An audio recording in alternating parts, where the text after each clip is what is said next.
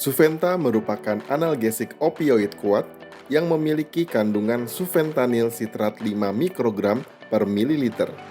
Suventa memiliki beberapa keunggulan, antara lain potensi analgesik paling kuat di antara opioid lain, profil hemodinamik paling stabil, onset dan recovery yang cepat, efek akumulasi minimal. Suventa dapat diberikan melalui bolus intravena ataupun epidural. Pemberian secara intravena diindikasikan sebagai analgesik tambahan pada balance anestesi. Sedangkan pemberian Suventa secara epidural diindikasikan sebagai manajemen nyeri pasca operasi dan sebagai analgesik tambahan untuk levobupivakain atau bupivakain epidural. Selain dapat diberikan secara bolus intravena ataupun epidural, Suventa dapat diberikan dengan mesin TCI. Sufentanil dengan TCI dapat digunakan dengan model pharmacokinetic gauge, dan target konsentrasi efeknya 0,2 sampai 0,4 nanogram per mililiter. Suventa biasa digunakan untuk operasi dengan nyeri yang hebat dan durasi operasi yang lama, seperti cardiosurgery, neurosurgery, dan orthopedic surgery. Suventa yang dipasarkan oleh PT Dexa Medica merupakan produk originator dan bebas bahan pengawet. Suventa juga sudah masuk formularium nasional dan tersedia di e-katalog BPJS Kesehatan.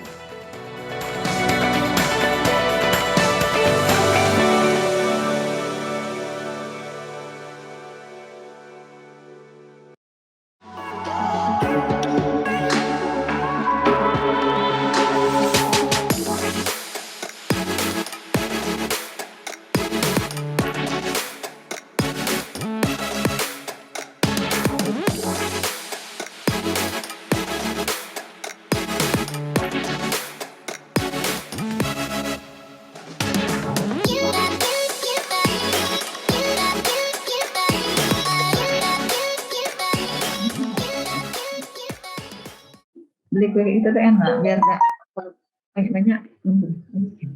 Baik, selamat datang kembali seluruh peserta webinar Simposium Indo Anestesia. Kali ini kita akan masuk ke sesi kedua di hari ini. Kita akan membicarakan Sufentanil in Anesthesia, Recent Advances and Clinical Experience. Pada acara pagi hari ini ada dua pembicara, yaitu Dr. Anas Alatas dan Dr. Sudadi. Lalu dilanjutkan akan ada case sharing dari Dr. Yusni Puspita dan Dr. Ismail Hariwahyu. Dan untuk sesi ini akan dipimpin langsung oleh Dr. Panca. Saya mau berterima kasih kepada PT Dexa Medica yang sudah mensponsori sesi hari ini. Silakan Dr. Panca. Terima kasih Dr. Krisya. Terima kasih buat seluruh peserta dan para panelis. Terima kasih buat PT Dexa Medica dan tentunya Indo Anestesia, Dr. Susilo dan teman-teman yang sudah memfasilitasi penyampaian informasi yang sangat bermanfaat. Assalamualaikum warahmatullahi wabarakatuh. Salam sejahtera. Kita akan memulai dengan beberapa penjelasan yang saya kira penting. Yang pertama nanti Dr. Anas Alatas. Dr. Anas Alatas adalah staf di RSCM FKUI ya, setahu saya. Saya nggak sempat ketemu kalau saya nggak salah, tapi saya sudah sering dengar namanya. Dan dia akan menyampaikan perspektif anestesi mengenai sufentanil ini. Kemudian nanti yang juga tidak kalah penting dan menurut saya ini harus dengan jelas disampaikan oleh teman saya yang sudah sering bertemu, Dr. Sudadi dari Jogja. Beliau ini PhD dan malang melintang di neuroanestesi dan regional anestesia, Dr. Sudadi ya. Nanti akan menyampaikan kepada kita bagaimana cara menggunakan Suventa dengan benar dengan menggunakan TCI, Targeted Control Infusion. Tapi juga teman-teman sekalian, ini juga nanti akan ada bagian yang menurut saya justru bisa lebih menarik karena kita akan menyaksikan atau mendengarkan dua sejawat kita yang saya sudah tidak asing lagi Dr. Yusni Puspita yang akan membagikan case juga, dan rekan saya di satu rumah sakit Dr. Ismail juga akan menyampaikan case juga yang nanti kita silakan tanya apapun. Saya kira 2 orang narasumber atau 4 orang atau mungkin yang lain juga yang menjadi panelis bisa ikut sama-sama membantu untuk berbagi dan bertukar pikiran supaya pada saat kita melayani pasien maka kita boleh melakukannya dengan baik dan tercapai target yang diinginkan. Baik, tidak usah berpanjang-panjang, saya akan berikan kesempatan pertama kepada Dr. Anas Alatas untuk menyampaikan presentasinya. Silakan Dr. Anas. Baik, terima kasih Dr. Pancas. Sebetulnya kita pernah ketemu Dok di Hong Kong di World Congress waktu itu. Baru sekali. Lagi makan-makan nggak? Betul. Oke, terima kasih. Silakan. Ya, Assalamualaikum warahmatullahi wabarakatuh. Terima kasih atas kesempatannya. Pada hari ini saya akan sedikit sharing atau mungkin membiasakan kembali kita melihat mengenai sufentanil yang sebetulnya mungkin sebagian dokter-dokter sudah menggunakan gitu ya Dok, tapi memang prakteknya di Indonesia masih belum begitu meluas atau belum begitu banyak. Baik, di sini saya akan bawa mengenai anesthesiologist perspective of sufentanil untuk sebagai suatu reminder aja tentang sufentanil seperti apa. Kalau kita lihat dari sejarah opioid, waktu itu awal morfin sudah ditemukan dari 1800, berkembang heroin, oksikodon, betidin, metadon, fentanil, dan sufenta sebetulnya sudah mulai ditemukan pada tahun 1974. Namun mungkin baru perkembangannya di akhir 1990 atau 2000. Dan kemudian dilanjutkan dengan adanya perkembangan fentanil dan juga remifentanil. Secara struktur sebetulnya analog dari fentanil, analog trienylfentanil, kelas opioid analgesia juga dengan potensi analgesia yang 5-10 kali lebih tinggi dari fentanil. Dan karena fentanil 100 kali analgesia potensinya dari 100 kali dari morfin, maka sufentanil kurang lebih 1000 kali lebih poten dari morfin dalam hal analgesik potensinya. Dan base pada konsentrasi plasmanya necessary to cause penurunan 50% atau maksimum slowing EEG sufentanil itu 12 kali lebih poten dari fentanil. Ini sama halnya yang tadi bahwa potensinya potensi opioid comparison antara sufentanil, fentanil, dan juga morfin, dengan morfin sebagai base-nya di mana potensinya 1, fentanil 100 kali dari morfin, dan sufentanil 1000 kali dari morfin. Untuk hal farmakokinetiknya, pKa-nya 8,1 dengan analgesia onset-nya lebih cepat daripada fentanil 1 menit dibandingkan dengan 1,5 menit, dan mencapai time to peak effect-nya dalam 2,5 menit. Mechanism of action-nya kurang lebih hampir sama. Opioid binds berikatan dengan reseptor, lalu akan terikat pada reseptor, membuka kanal potasium, inhibisi kanal kalsium, sehingga meningkatkan ambang batas nyeri, dan juga akan mengubah persepsi nyeri, inhibisi jarak ascending nyeri, dan lain. Dan untuk ikatan reseptornya untuk sufentanil sendiri berikatan sama, berikatan dengan mu, dan juga hampir semua di delta dan kappa juga berikatan. Lalu untuk farmakokinetik dalam hal absorpsi bisa diberikan dalam melalui jalur intravena, intramuskular, bahkan juga kita bisa memberikan dalam intratekal karena rapid penetration ke dalam blood-brain barrier, melewati blood-brain barrier, rapid onset, sehingga diharapkan onset pada CNS-nya akan lebih cepat. Dengan onset diperkirakan sekitar 1-3 menit melalui IV dan sekitar 10 menit melalui epidural. Dan pemberian IM, SC, atau subkutan akan mencapai peak level antara 20-60 menit. Kalau kita lihat di sini distribusinya dalam bentuk unionized fraction dan dia sangat-sangat lipid soluble.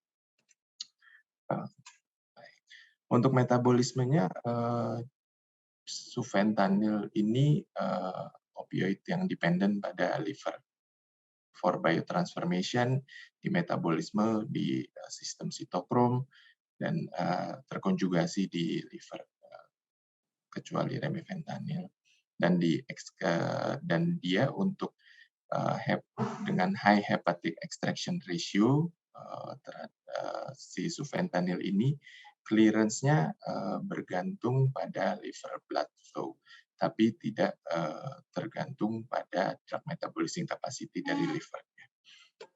Dan juga bisa dia diekskresi dalam renal dan kurang dari 10% pada biliary excretion. Kurang lebih hampir sama untuk farmakokinetiknya, di mana volume distribusinya 123 lebih kecil daripada fentanyl, meskipun masih lebih tinggi daripada sufentanil. Dan yang kita lihat juga protein binding-nya sangat tinggi, 93%. Mungkin nanti kita bisa bahas apabila pada pasien-pasien dengan low protein yang bisa meningkatkan obat bebasnya di dalam darah.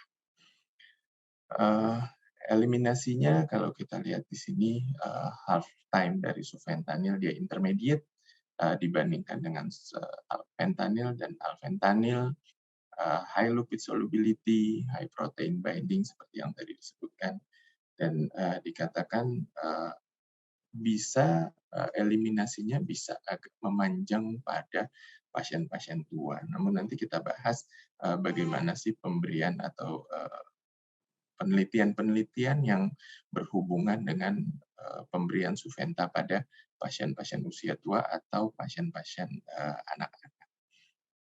Di sini kalau kita lihat half time-nya berhubungan dengan infusion duration, nanti mungkin Dr. Sudadi akan lebih banyak atau lebih dalam membahas sehubungan dengan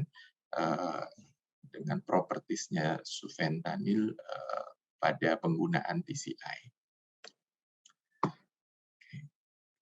Lalu dose comparison untuk sufentanil 1-2 mikro IVIM, lalu untuk epidural 10-15 dengan onset yang tadi seperti sudah disebutkan IV 1-3 menit, epidural sekitar 10 menit, dan durasinya sekitar IV 1 jam dan epidural sekitar 1-4 jam, 1,7 jam. Efek yang kita ketahui selama ini tentang sufentanil, dia pada penggunaan rapid and large dose dikatakan dapat menyebabkan memprovok truncal rigidity, menyebabkan kekakuan dinding dada, sehingga menyebabkan difficulty to ventilate during induction. Yang kurang lebih juga sebetulnya ada juga atau dilaporkan juga pada penggunaan fentanyl dosis besar dan dalam waktu pemberian yang cepat. Dikatakan dapat menyebabkan respiratory depression, aktivasi vagal, menyebabkan bradycardia, dan juga minimal myocard depression, sehingga merupakan satu famous star di dalam penggunaannya di setting cardiovascular anesthesia atau cardiac anesthesia. Ya, kalau untuk penelitian-penelitian mengenai sufentanil pada cardiac anesthesia mungkin lumayan banyak karena potensi analgesianya dia tinggi, dikatakan fast onset dan fast recovery, dan juga dalam setting cardiac anesthesia memberikan stabilitas hemodinamik yang lebih baik daripada fentanyl. Di sini penelitian Chauhan pada tahun 2018, sufentanil seems to be more effective, lebih efektif sebagai analgesia dibanding fentanyl dalam mengatasi nyeri. Lalu karena berkembangnya di cardiac anesthesia, di sini juga ada studi mengenai pharmacokinetic assessment of sufentanil in cardiosurgery. Kita tahu bahwa di dalam cardiac anesthesia banyak menggunakan mesin pintas jantung paru, cardiopulmonary bypass, meskipun tidak semua operasi menggunakan extracorporeal circulation. Dan di sini sufentanil pada penggunaan administration 0,5 mikro, bolus dilanjutkan dengan 0,5 mikro per kilo secara farmakokinetik dan juga secara kadar konsentrasinya di darah similar to reported in literature. Dan berhubungan dengan penggunaan extracorporeal circulation, ternyata ada sedikit perbedaan altered sufentanil plasma level pada yang meningkat di akhir dari penggunaan extracorporeal circulation. Mungkin hal ini dikatakan berhubungan dengan adanya hemodilusi dan perubahan volume distribusi. Oleh karena itu, apakah kita harus menggunakan dosis yang berbeda, lebih tinggi atau lebih rendah? Di sini ada dua penelitian yang membandingkan antara penggunaan dosis yang dibilang low 0,4 nanogram per mililiter dan juga 0,8 nanogram per mililiter. Lalu dengan didapatkan hasil bahwa untuk intraoperatif tidak berubah, tidak berbeda, namun untuk pasca operasi justru apabila menggunakan dosis yang lebih rendah 0,4 itu kebutuhan PCA morfinnya after extubation-nya lebih rendah. Jadi dikatakan bahwa intraoperatif dosing sufentanil secara signifikan mempengaruhi postoperatif morfin consumption nyeri yang mungkin dihubungkan akibat adanya suatu hiperalgesia, sehingga bisa 0,1 nanogram per mililiter lebih preferable untuk digunakan intraoperatively pada cardiac surgery. Dan penelitiannya tidak terbatas pada dewasa ataupun cardiac surgery yang memang membuka jantung, prosedur operasi yang sama. Di sini sufentanil juga digunakan pada pasien-pasien anak yang menjalani percutaneous minimally invasive atau intraoperative device closure pada ventricular septal defect. Jadi biasanya kalau kita untuk penutupan ventricle septal defect bisa melalui transkateter, tindakannya tidak terlalu lama.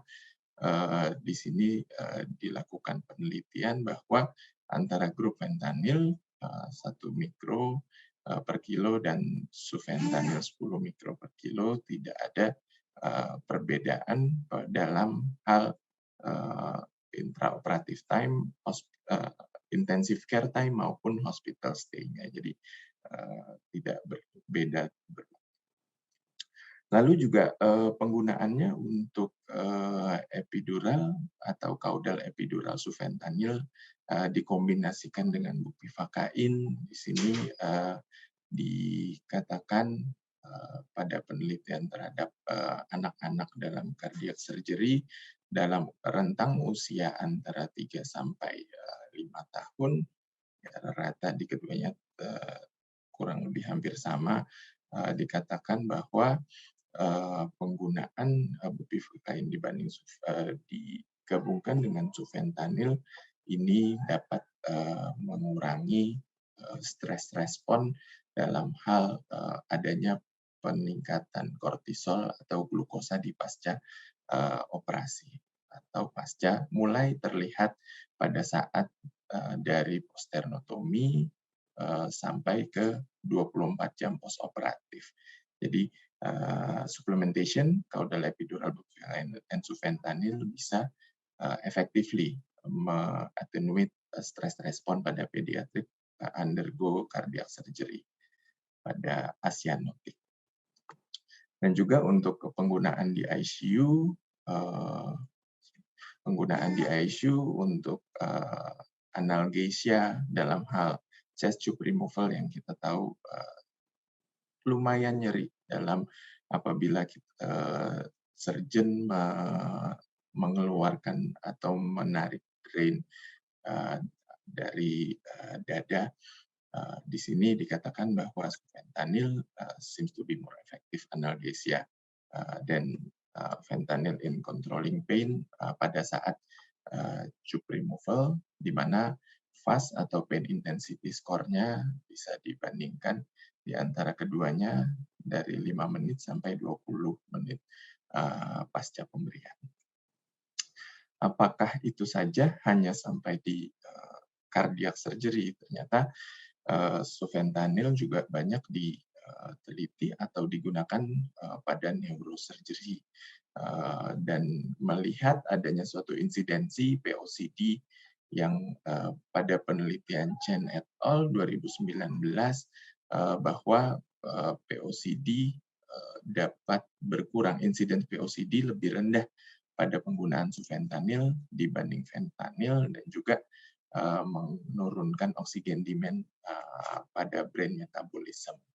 Jadi di sini ada penelitian lain juga membandingkan antara sufentanil, remifentanil in combination dengan propofol, bahwa memory short orientation and memory concentration test lebih baik pada penggunaan sufentanil dibanding remifentanil. Jadi dapat disimpulkan remifentanil and sufentanil pada dasarnya suitable untuk adjunct pada propofol total intravenous, namun sufentanil mengurangi kebutuhan analgesia pasca operasi dan lebih baik dalam hal postoperatif cognitive function dibanding remifentanil.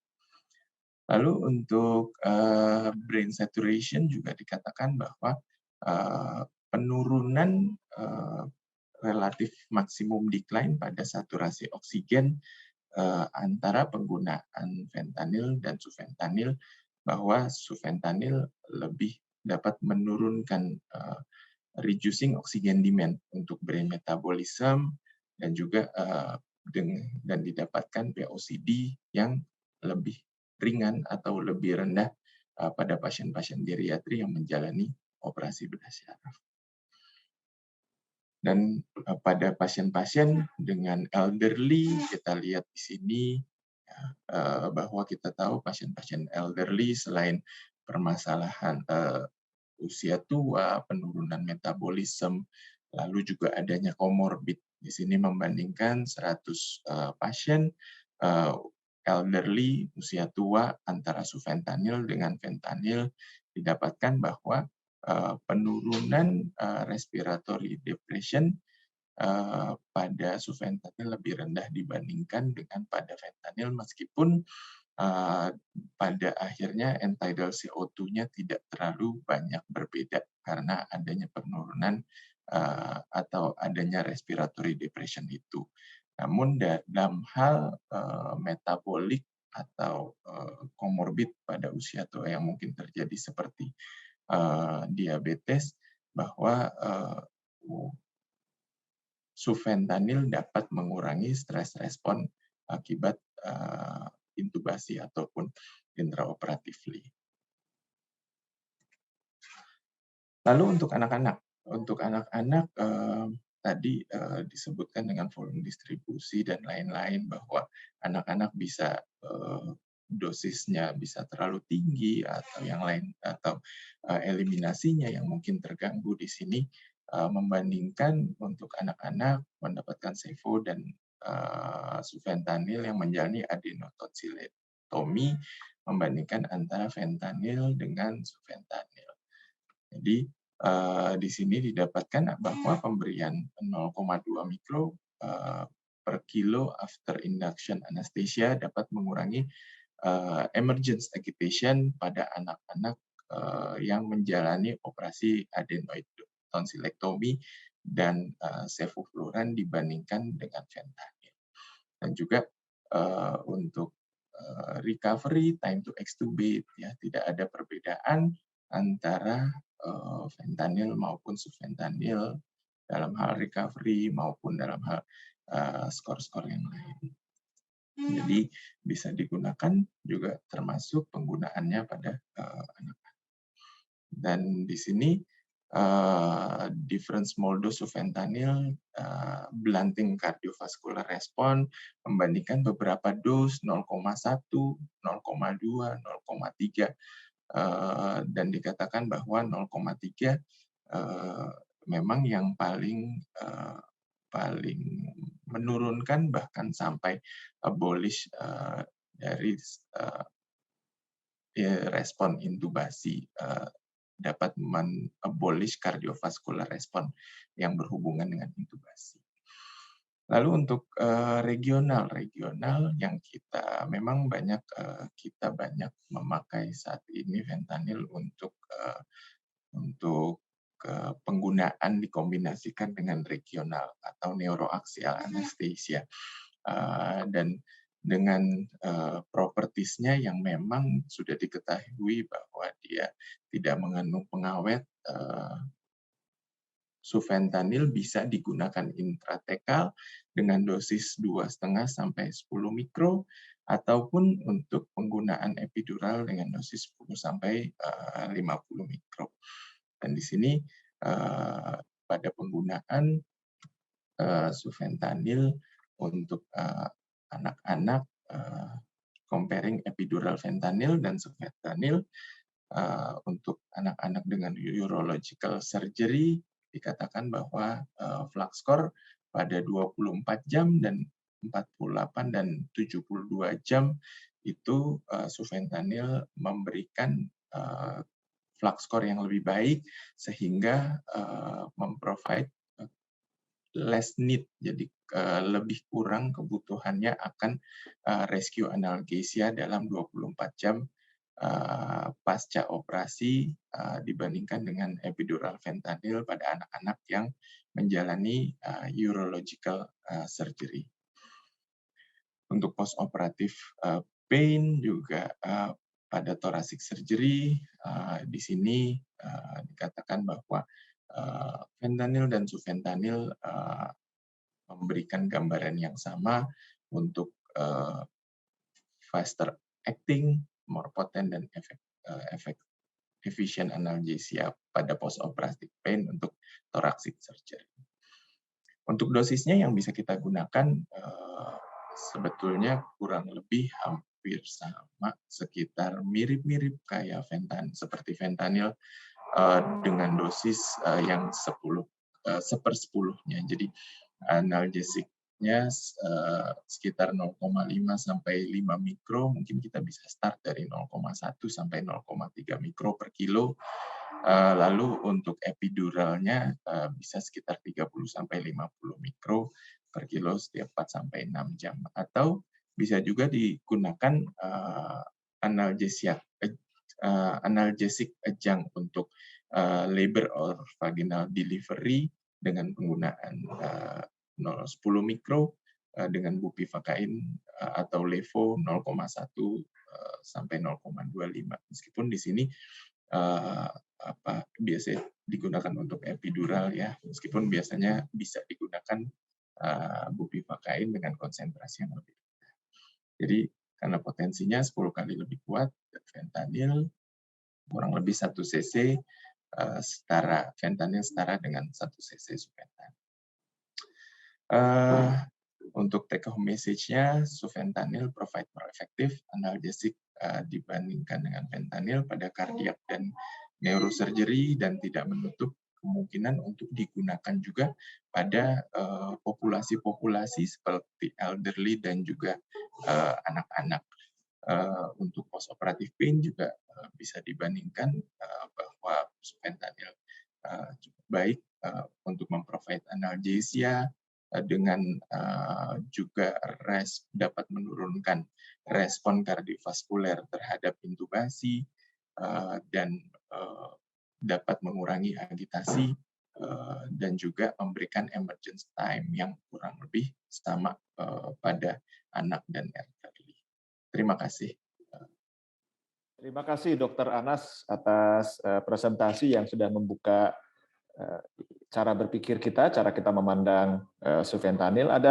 Saya kira ada 2 pertanyaan di kolom pertanyaan, nanti Dr. Anas bisa lihat-lihat sambil mencoba menjawab, mungkin ada yang bisa dijawab live juga.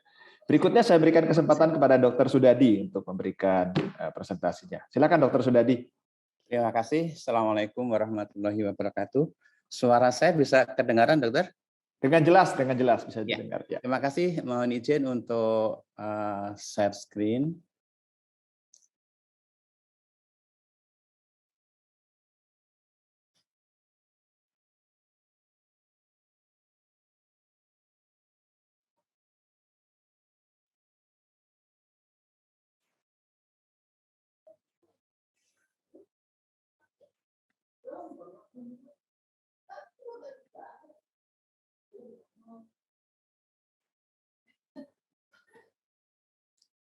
Agak lama ini.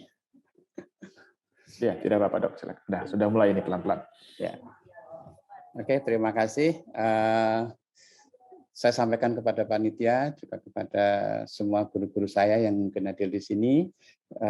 Perkenankan saya untuk menyampaikan mengenai sufentanil TCI, what the benefit are and how to achieve. Jadi apa saja sih benefitnya sufentanil yang diberikan secara TCI dan bagaimana kita menggunakannya. Tadi Dr. Anas sudah panjang lebar menyampaikan penggunaan sufentanil baik untuk intravenous, untuk epidural dan sebagainya. Jadi saya batasin untuk penggunaan secara intravenous, total intravenous ataupun khususnya untuk TCI. Ya, seperti kita ketahui bahwa secara umum total intravenous ini banyak sekali manfaatnya dan kita sebagai dokter anestesi tentu kompeten untuk menggunakan ini dan manfaatnya selain kalau dosisnya tepat tentu recovery di pacu ataupun di recovery room akan lebih cepat baik untuk kesadaran maupun untuk fungsi motorisnya, psikomotoris, juga untuk keluarnya dari pacu. Kemudian kita untuk kasus-kasus tertentu yang menggunakan neuromonitoring itu kita juga perlu menggunakan obat-obat untuk dengan TIFA karena obat-obat yang inhalasi akan sangat mempengaruhi.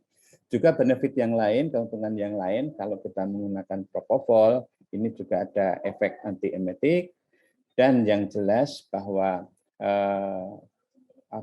TIFA ini akan bebas dari polusi. Jadi apalagi kalau kita menggunakan total semuanya dan kita menggunakan misalnya TCI baik untuk sedasinya maupun untuk analgetiknya. Dan juga kita ketahui bahwa obat-obat inhalasi kita itu sangat potensial untuk bisa menyebabkan hipertermi maligna. Jadi kita pahamin semua bahwa dengan TIFA ini bisa kita hindari. Ya, sebetulnya perjalanan untuk TCI ini cukup panjang ya. Kita sebagai seorang anestesiologis tentu pada saat melakukan TIFA sebisa mungkin untuk bisa mendapatkan konsentrasi di dalam darah dan otak. Ini artinya sudah berefek itu secepat mungkin dan dalam waktu yang bersamaan kita berusaha untuk menjaga supaya konsentrasi khususnya kalau TIFA dengan sufentanil itu dalam konsentrasi terapeutik yang adekuat dan ini tentunya sesuai dengan levelnya. Ini kalau kita bisa lakukan baik secara manual dengan infus dengan kecepatan tertentu, tadi juga sudah disinggung oleh Dr. Anas ya. Tetapi kita juga bisa menggunakan infus otomatik ya. Ini dengan menggunakan PCI, target control infusion, di mana satu device pump yang di situ sudah ada programnya yang mengkalkulasi kecepatan, baik kecepatan maupun dosis yang diperlukan. Nah, ini kan suatu hal yang sangat menarik.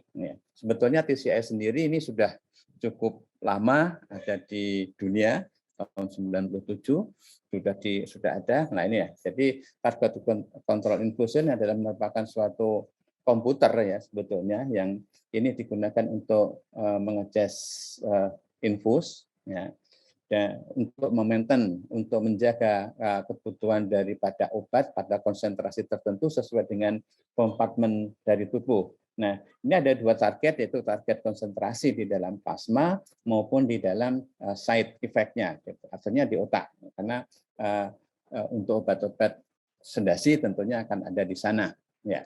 Nah, sebetulnya skemanya seperti ini. Jadi ada satu komputer di mana sudah diprogram, ya, nanti kecepatannya seberapa, ya, dan ini akan membawakan secara kontinus ke pasien. Awalnya dalam kecepatan yang agak cepat karena bolus. Kemudian akan dijaga maintenance-nya makin lama makin pelan sesuai dengan algoritma yang sudah diprogramkan. Jadi sebetulnya PCI ini berdasarkan suatu research di mana beberapa orang yang diteliti dengan kecepatan tertentu akan mendapatkan level di dalam darah tentunya dengan mempertimbangkan 3 kompartemen. Nah, di sini model TCI ada kompartemen pertama, kompartemen kedua, dan kompartemen ketiga. Ya. Pada saat awal obat dilakukan bolus, kalau dengan TCI bolus pelan-pelan, tidak seperti kalau kita membolus dengan manual, ya, akan mengisi di kompartemen sentral P1, ya. Dalam waktu yang tidak terlalu lama, dia akan terdistribusi ke kompartemen yang lain, kompartemen yang kaya vaskuler dan kompartemen yang tidak kaya vaskuler. Ya.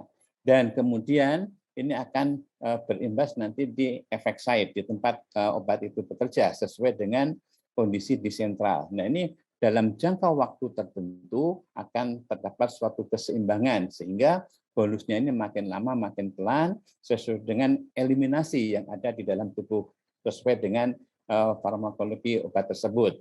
Ya, sehingga kemudian obat akan mencapai target yang sesuai, yang dikehendaki sesuai dengan riset yang pernah dikerjakan. Ya. Ada 3 jenis TCI yang kita kenal. Yang pertama adalah propofol, ya. Kemudian remifentanil dan sufentanil ini yang sudah ada di pabrikan, ya. Sedangkan propofol sendiri macamnya modelnya banyak, ya. Ada yang Mars, Schneider, Katarina, Percusor, Cortines, dan yang terakhir adalah Elevate. Ya, ini kita bahas sedikit ya, supaya kita nanti pada waktu masuk ke pembahasan yang terakhir mengenai sufentanil bisa lebih mudah dipahamin. Ya. Yang paling populer adalah propofol. Ya, ini sudah digunakan sejak tahun 1997, dan kita tahu bahwa pada waktu awal ini model Mars yang dikenal ya, tahun 97 yang mengeluarkan adalah dari AstraZeneca melalui distribusor.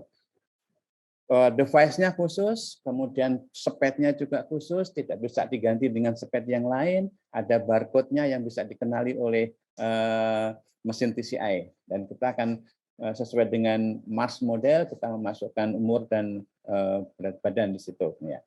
Kemudian untuk ini berdasarkan satu studi pada pasien, dan ini tidak bisa digunakan untuk pasien-pasien obes. Ya. Jadi untuk pasien-pasien yang obes saja. Ya. Kemudian berikutnya ada model Schneider. Nah ini lebih di sini lebih complicated dengan parameter yang dimasukkan lebih banyak, yaitu umur, kemudian berat badan, tinggi badan, dan jenis kelamin. Dan di sini berdasarkan lean body mass. Ya, jadi pada pasien yang obes ya, ini tidak cocok digunakan dengan model Schneider. Nah, sekitar tahun 2000-an, nah ini ada generasi kedua dan generasi ketiga dari TCI, dan model dari Schneider ini masuk ke dalamnya. Ya. Nah, ini gambar dari model yang ada sekarang ini, ya. Jadi dari Cortines ini ada di beberapa device, ya, dan ini hanya tervalidasi pada pasien yang obes, ya, tidak direkomendasikan untuk pasien yang non obes. Nah, ini generasi kedua dan generasi ketiga, ya. Kemudian untuk anak-anak ada Kataria model. Ya, ini tervalidasi untuk umur 3 untuk umur lebih dari 3 tahun dengan berat badan lebih dari 15 kg. Ya, dan ini berdasarkan satu studi yang cukup banyak pada anak-anak. Ya. Kemudian Petfusor juga sama. Ini hanya khusus untuk anak-anak. Ya. Kemudian yang terakhir yang barusan di launching adalah Elevate model. Ini kalkulasinya berdasarkan fat free mass, ya, yang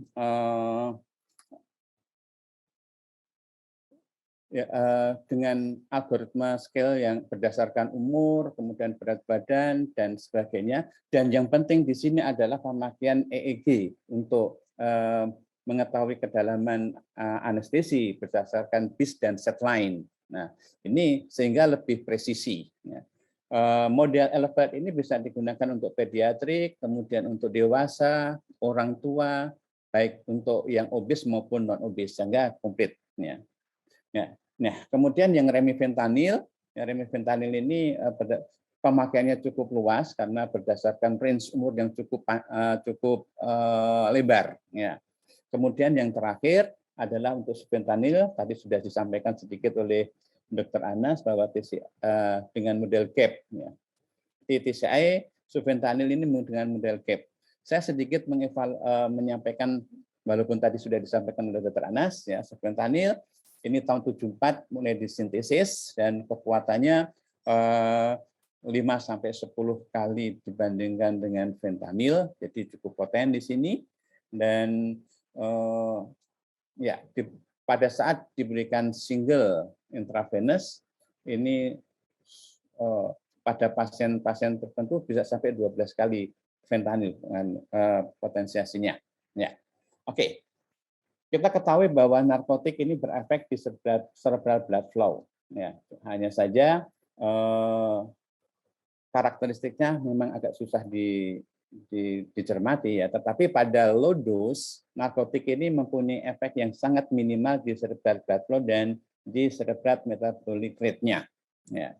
Pada dosis yang tinggi ini akan berpengaruh. Ya.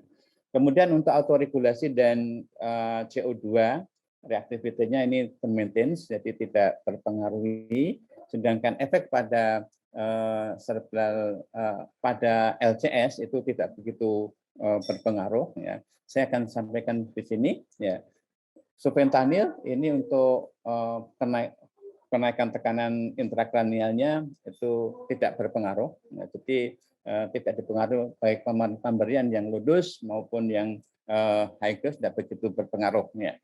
Nah, untuk pemakaian klinis ini efek dari sufentanil pada cerebral hemodinamik dan intracranial pressure pada pasien yang mendapatkan trauma itu cukup bagus. Ya.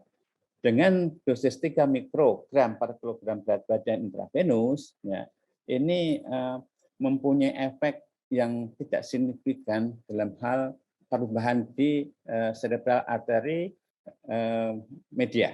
Ya. Ini blood flow-nya juga cukup bagus, ICP-nya tidak terpengaruhi, ya, dan tidak memicu terjadinya intrakranial hipertensi. Ya.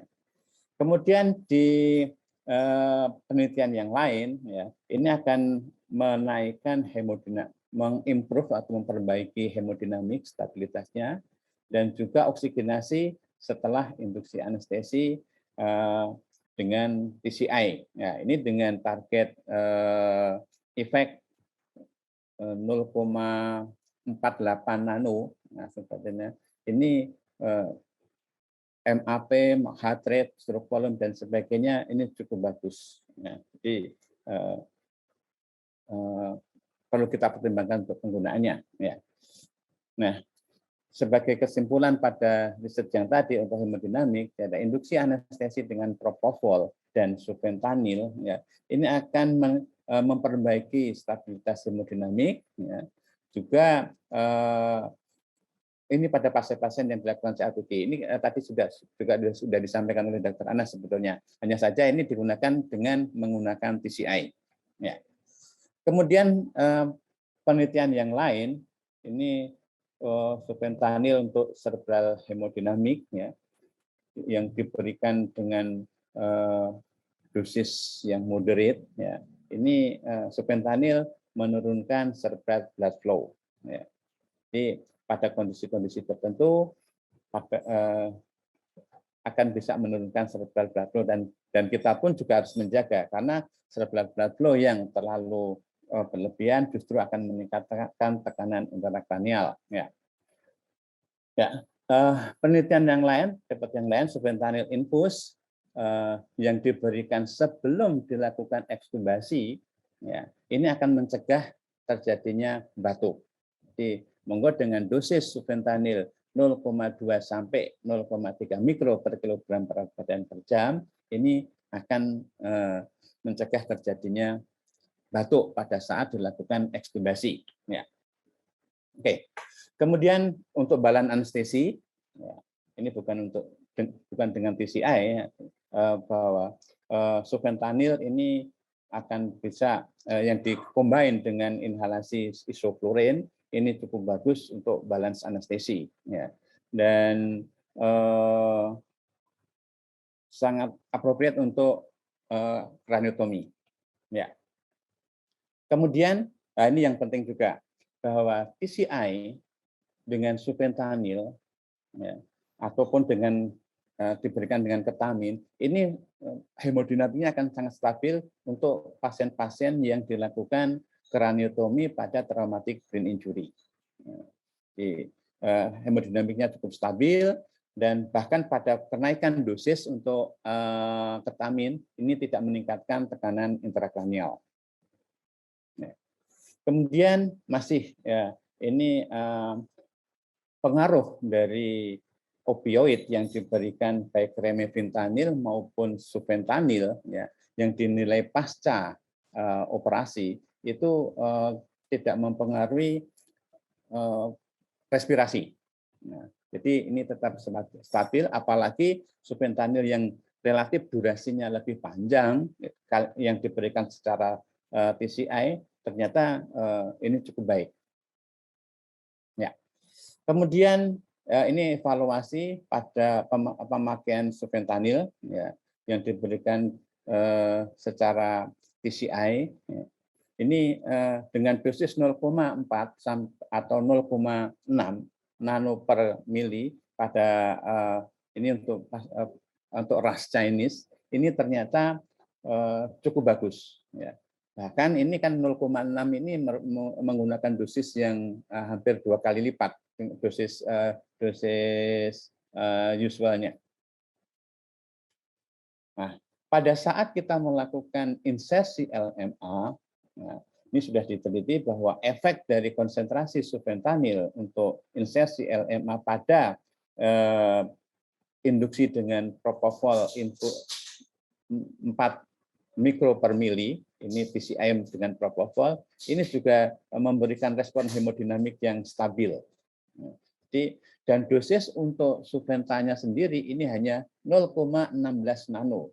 Padahal kita tahu bahwa dosis yang biasa dipakai adalah 0,2 sampai 0,3. Nah, kemudian untuk bedah jantung, ya, ini dengan 0,4 nano per mili ini juga cukup stabil dalam hal hemodinamik untuk pembedahan penggantian katup.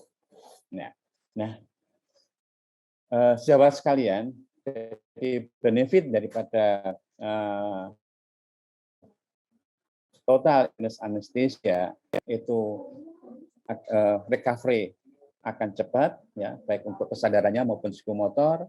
Kemudian recovery secara umum dari PADU juga akan lebih cepat dibandingkan dengan inhalasi. Cuma hanya saja inhalasinya mungkin bandingannya adalah bukan DEX, ya. Kalau DEX 3 menit biasanya udah bangun bagus, ya. Kemudian untuk neurofisiologi monitoring dan juga sebagai combine untuk antiemetik cukup bagus untuk propofol, ya. Dan khusus untuk sufentanil, ya, ini bisa digunakan cukup stabil untuk analgesi, hemodinamiknya juga baik, ya. Dan kita bisa mengantisipasi kapan pasien ini akan bangun dengan baik, ya. Saya kira cukup itu yang bisa saya sampaikan. Mohon izin saya akan memutarkan video yang mudah-mudahan bisa terputar ini.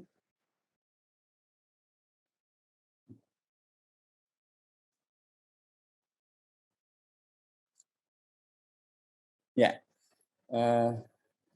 ada 2 kasus yang saya sampaikan. Yang pertama, laki-laki 16 tahun dengan berat badan 55 kg, sedangkan tinggi badannya 160 cm. Ini dengan epidural hematom yang dilakukan kraniotomi. Saya lakukan dengan TIVA TCI model Schneider dengan Schneider mode, kemudian untuk sufentanilnya dengan CAP. Ya. Ini saya 3 menit, ini agak lama.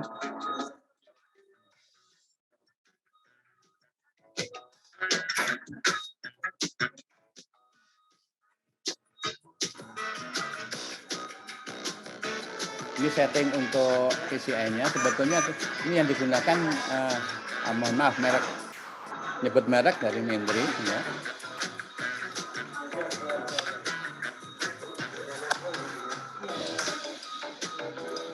Setelah spec on place, PCI, kemudian kita set sufentanil, kemudian kita set umur, kemudian berat badan, tinggi badan, ya. Kemudian target, ya. Target ini bisa 0,2 sampai 0,3, ya. Ini saya ambil 0,3.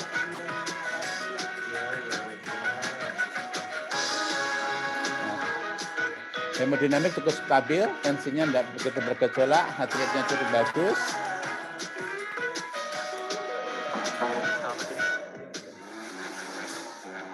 Ini baru memulai.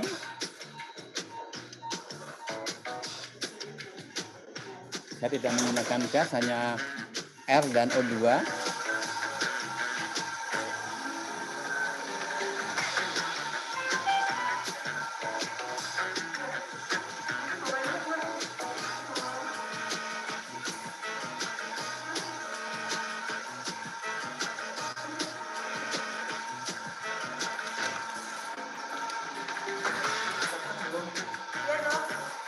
Pada saat mulai ngiris, ya, ini sudah tercapai, ya.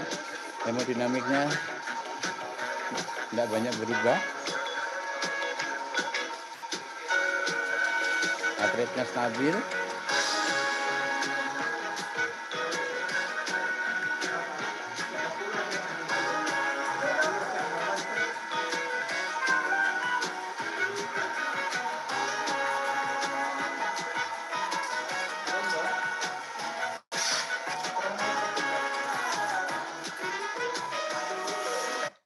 Oke, berikutnya pasien 20 tahun dengan berat badan 92 kilo, tinggi badan 174 cm. Ini distal radius ulna disruption yang akan dilakukan Adam prosedur. Saya menggunakan TCI Schneider dan sufentanil dengan CAP. Kemudian monitoringnya saya menggunakan Enox dan Ponox. Sebetulnya settingnya sama dengan yang tadi, ya. Jadi TCA, sufentanil, kemudian kita setting umurnya 20 tahun, kemudian berat badan laki-laki, ya. kemudian berat badan 92.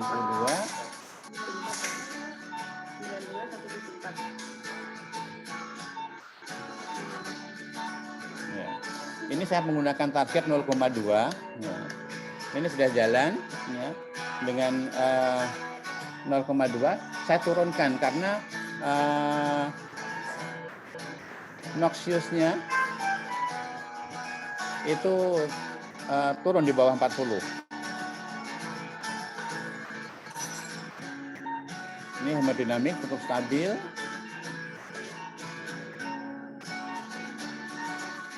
Saya tidak menggunakan gas, hanya O2 sama air. Ya.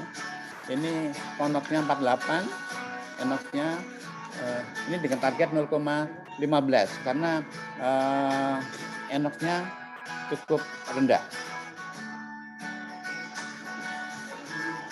Enoknya 45, enoknya kinoknya 40.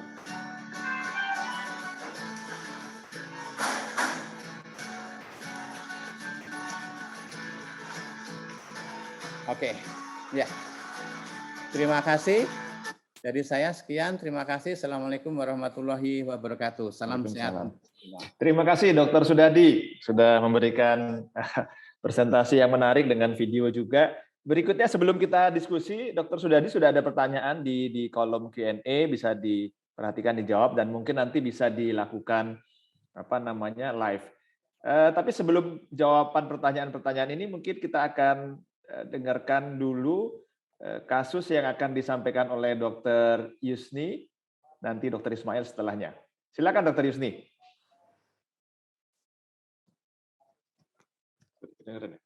Oke, terima kasih Dr. Manca.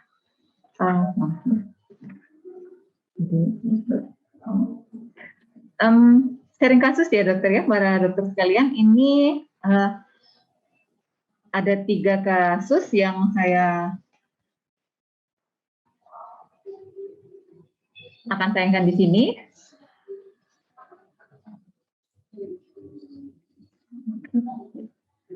Yang pertama ini pasien asa 1 dengan remove oris di radius ulna dan remove oris di clavikula. Saya tidak menggunakan TCI ya dok. Ini balance anestesia, single dose, Suventa single dose. Ini laki-laki.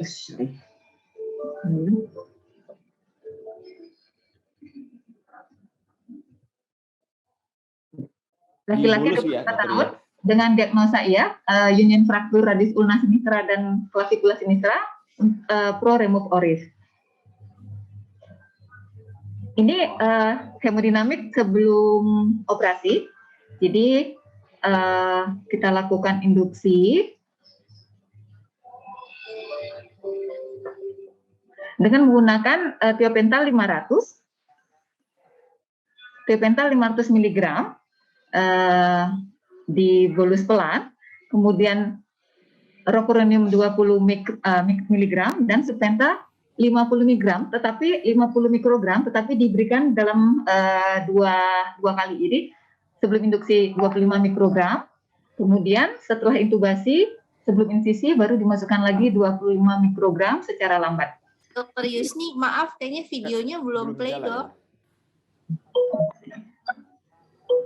Sorry.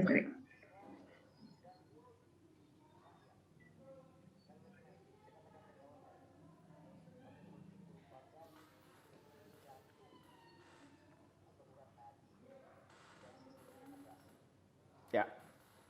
Sekarang sudah dok. Ya, silakan. Ya.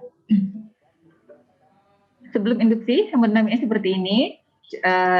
Heart rate 74, saturasi 100 dengan oksigen kanul saja, kemudian tensi 148 per sekian. Nah, setelah dilakukan induksi seperti yang saya sebutkan tadi, penurunan cukup karena saya menggunakan bolus, terjadi penurunan yang cukup signifikan, tetapi masih cukup aman untuk pasien ini.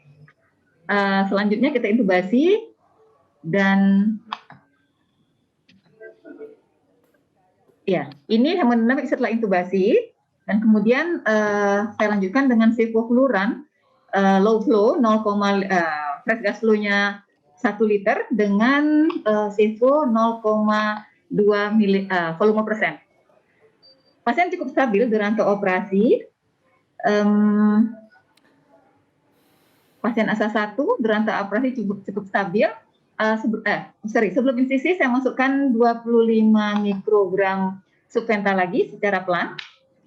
Kemudian maintenance dengan sevofluran. Operasi selama 2 jam. Pasca operasi, pasien hemodinamik stabil durante operasi. Pasca operasi juga hemodinamik cukup baik.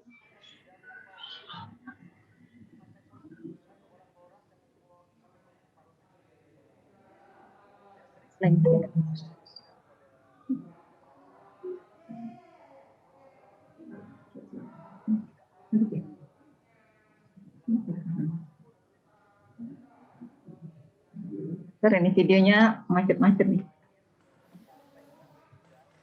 Ya, ini sebelum ekstubasi. Nadin 64, pasien sudah napas spontan, saturasi 100, RR masih 12, tensi 97/49 dengan MAP 62.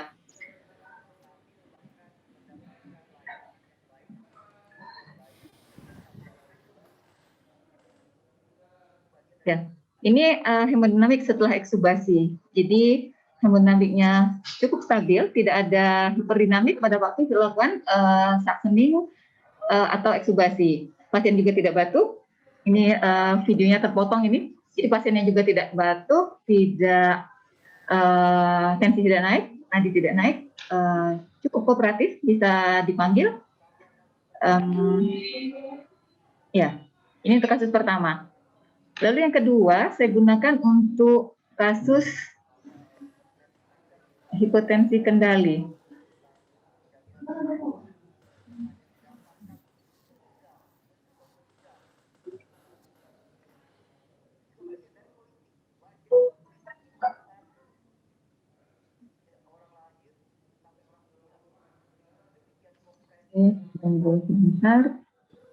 Ya, yang kedua saya menggunakan subventa dosis tunggal di awal induksi untuk hipotensi kendali pasien fungsional endoskopik sinus surgery.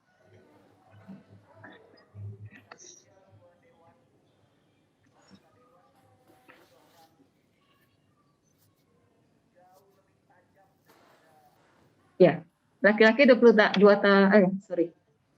Bukan ini.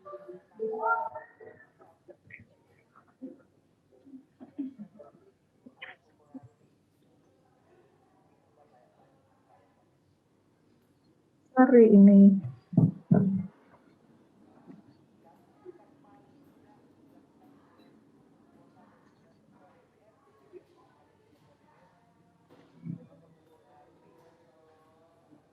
Ya. Ini perempuan 23 tahun dengan prosedur fungsional endoskopik sinus surgery. Ini teknik hipotensi kendali menggunakan subventa dan maintenance dengan menggunakan sevofluran.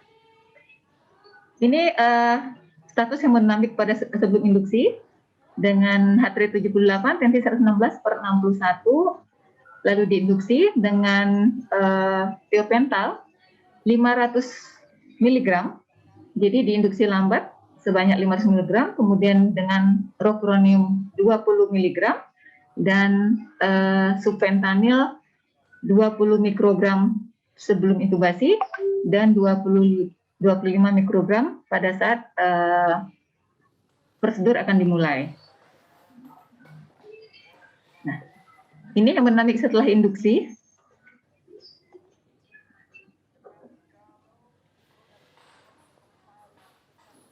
Stress turun 66, tapi cukup baik. Tensi juga turun. Di durante operasi, tensi berkisar antara MAP 60-an gitu, 50 sekian sampai 60 sekian, dengan sistolik 80-an sampai 90 paling tinggi. Ini menggunakan maintenance menggunakan sevofluran di 2 sampai 4 volume persen. Tetapi pada kasus ini menggunakan 25% sudah cukup stabil. Ini bisa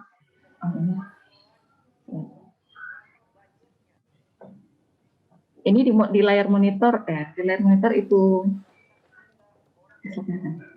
ya. Jadi durasi operasi itu MAP sekitar 50 sekian sampai 60 sekian. Cukup baik untuk kendali hipotensi, hanya menggunakan subfentanil 50 mikro pada durasi operasi flash 2 jam sedikit, tanpa obat anti hipertensi. Dan pasien bisa operasi berjalan lancar, minimal bleeding, kemudian pasien bisa bangun dengan kooperatif, dengan hemodinamik yang stabil.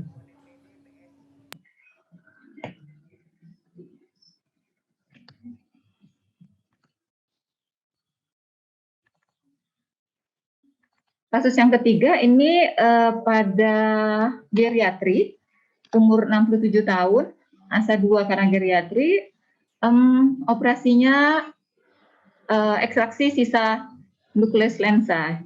Jadi operasi berlangsung sekitar 2 jam. Ini hemodinamik sebelum induksi. Nadi 100, tensi 137/76 dengan MAP 97. Lalu diinduksi dengan tiopental. Tiopentalnya 250 mg secara lambat, kemudian dilanjutkan rocuronium 10 mg dan subventa 20 mikrogram. Ini hemodinamik.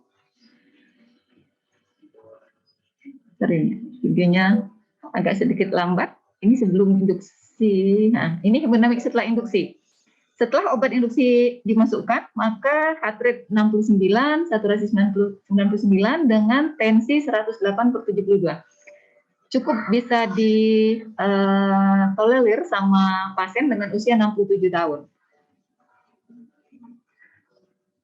Dilakukan intubasi, ini residen yang intubasi, pasiennya agak sedikit sulit karena ompong, tetapi kenaikan hemodinamik itu tidak terlalu signifikan. Tensi durasi operasi sekitar heart rate 78, tensi 121/70, ya sekitar 120/70/80, ini cukup stabil durasi operasi selama 2 jam.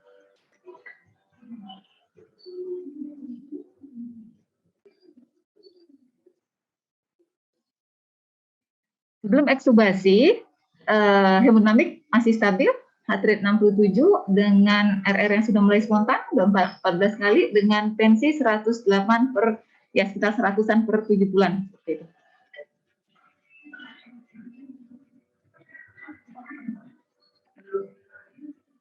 Lalu kita lakukan suctioning, pasien tidak batuk, pasien bisa kooperatif, bisa buka mulut.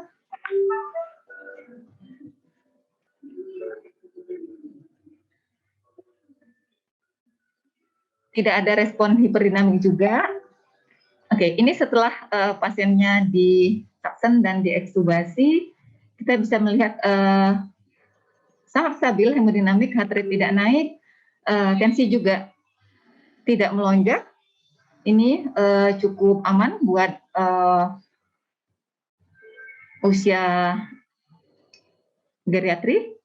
Oke, pasiennya bisa bangun dan mengikuti perintah. Oke, para dokter sekalian, itu 3 case yang saya bisa bagikan pada kesempatan ini. Saya juga menggunakan juga pada sedasi, misalnya pada di endoskopi atau pada pasien yang sulit difficult airway, yang kita menggunakan intubasinya menggunakan fiber optik, tapi napasnya spontan, juga menggunakan fentanyl, tetapi dengan midazolam sedasinya. Cuma maaf videonya karena kemarin rekamannya agak bagus, jadi tidak bisa saya edit. Ya, makasih Dokter Panca. Terima kasih Dokter Yusni untuk sharing dan sharing mengenai penggunaan Suventa dengan videonya. Berikutnya Dokter Ismail, kita berikan kesempatan dulu untuk menyampaikan kasusnya. Silakan Dokter Ismail. Terima kasih. Apakah suara saya terdengar, Dokter Panca? Ya, jelas. Halo? Ya, cukup jelas terdengar. Silakan. Oke, baik. Assalamualaikum warahmatullahi wabarakatuh. Selamat siang. Selamat siang. Di sini banyak guru-guru saya. Terima kasih atas kesempatannya. Saya ada bagian untuk men-sharing pengalaman untuk penggunaan sufentanil pada TCI. Kemudian sebelumnya juga sudah banyak dijelaskan oleh Dr. Anas, Dr. Sudardi, kemudian pengalaman penggunaan. Dr. Sudardi juga sudah menyampaikan penggunaan sufentanil dengan TCI. Mungkin saya melengkapi saja. Dan juga pengalaman penggunaan infus oleh Dr. Yusni. Saya akan menyampaikan pengalaman penggunaan sufentanil dengan metode video. Ini saya coba share screen.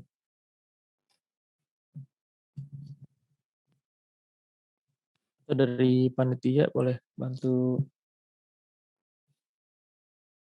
Ya, ini kasus pertama, kasus anestesi umum, operasi laparoskopi. Di sini kita lakukan persiapan, tadi sudah di setting penggunaan mode farmakokinetik sufentanilnya dengan sediaan sufentanil 1 mikro per mili. Kemudian dengan TCI ini kita bisa memberikan obat dengan kadar yang sesuai karakteristik pasien, karena kita bisa mengatur jenis kelamin, usia, berat badan, dan tinggi badan. Kemudian kita juga bisa menentukan apakah target plasma atau effect site yang kita tentukan. Nah, pada kasus ini kita mulai dengan penggunaan dosis effect site 0,2 nanogram per mili. Ini hemodinamik pasien, pasien fase 1, ya, tekanan darah, denyut jantung semuanya dalam batas normal. Dan pengaturan kadar konsentrasi effect site-nya kita akan bisa atur sesuai dengan kondisi respon pasien, respon operasi, dan juga interaksi dengan obat anestesi lainnya. Nah, berikutnya segera dilakukan induksi dengan propofol.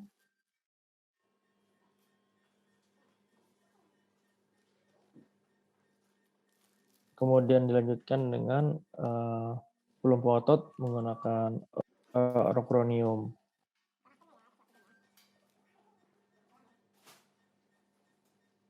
Effect site concentration-nya menggunakan dosis yang biasa digunakan. Tadi sebelum-sebelumnya juga sudah disampaikan. Kami menggunakan rentang antara 0,1 sampai 0,4 nanogram per mili. Setelah target kita tetapkan, CI akan melakukan bolus dan juga infus sehingga kadar konsentrasi dalam darah meningkat dan nanti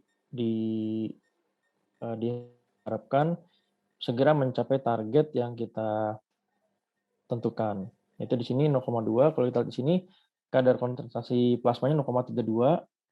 Kemudian kadar efek site-nya 0,18 mendekati yang kita targetkan 0,2. Pada kasus ini dilakukan insersi LMA. Tadi juga Dr. Sudardi sudah sampaikan jurnal yang mendukung untuk penggunaan sufentanil TCI pada kasus insersi LMA. Nah, di sini pada tengah operasi kita melakukan penyesuaian target jadi 0,3 disesuaikan dengan kondisi respon pasien dan operasi. Pada kasus ini tidak didapatkan perubahan hemodinamik baik tekanan darah maupun denyut jantung yang bisa menggambarkan inadekuat dari analgesia. Ini sufentanilnya sediaan 1 ampul 10 mili dengan per milinya 5 mikro. Bila kita buat dalam TCI, dianjurkan menjadi 1 mikro per mili. Ini berikutnya saya akan gambarkan dalam bentuk video bagaimana pasien bangun dan kita melakukan ekstubasi. Pada operasi ini kami menggunakan juga untuk monitor trend of 4 sehingga mempermudah, sangat membantu dalam anestesi dan pengakhiran anestesi. Kemudian ini deslurannya kita hentikan, nanti kita pantau MAC, kemudian trend of 4-nya. Setelah tadi sebelumnya sudah masukkan reversalnya. Nah, untuk Suventa sendiri kami melakukan adjusting dengan menurunkan target efek site-nya menjadi 0,1. Kalau di sini dilihat masih efek site-nya 0,18, dan pada saat kita menurunkan kadar target dari TCI, mesin TCI secara otomatis akan menghentikan infus sehingga kadar dalam darah akan turun dan diikuti dengan penurunan di target site-nya, efek site-nya.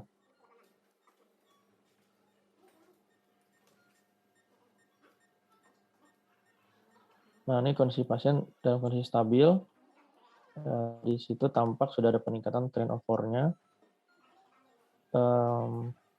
Pada waktu itu akhirnya kita coba turunkan lagi targetnya jadi 0,07. Di sini sebenarnya mau ditunjukkan bahwa sufentanil sebagai opiat yang poten dan memiliki efek analgesik yang panjang, tetapi dengan adanya TCI kita bisa menghindari long acting induced perioperative accumulation. Jadi kita bisa menghindari akumulasi serta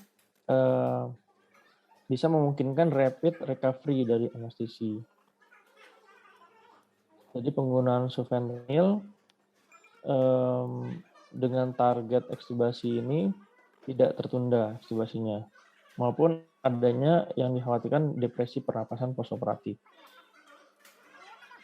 Karena opiat itu diharapkan dalam proses operasi maupun induksi, intubasi serta NCC LMA itu tidak ada peningkatan tekanan darah maupun denyut jantung, seringkali akhirnya menggunakan dosis yang cukup besar hingga berdampak pada pasca operasi. Nah, pada opiat yang short acting memang selain sufentanil ya, misalnya remfentanil itu memang kelebihannya dalam rapid recovery, tetapi ternyata konsekuensinya adalah penanganan nyeri sesudahnya itu membutuhkan opiat tambahan. Nah, ini berikutnya ketika sudah mencapai keseimbangan antara plasma dengan mendekati yang kita targetkan, kemudian MAC serta turnover-nya sudah meningkat. Nah, ini sudah 80%, kita sudah bersiap untuk ekstubasi.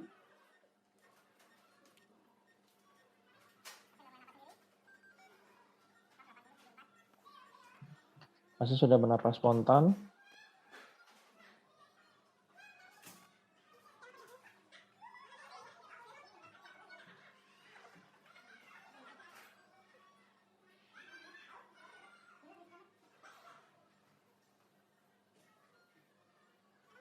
Ini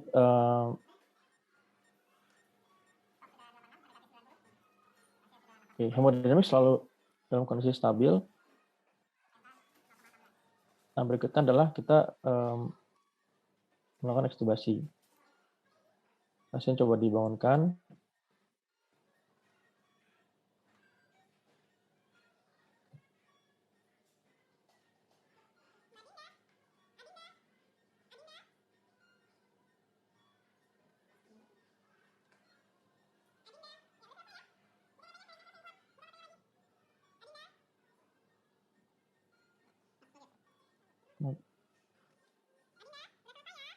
Nah, ini pasien kita lakukan ekstubasi, tidak ada batuk, responnya baik, kemudian kooperatif, hemodinamik juga stabil.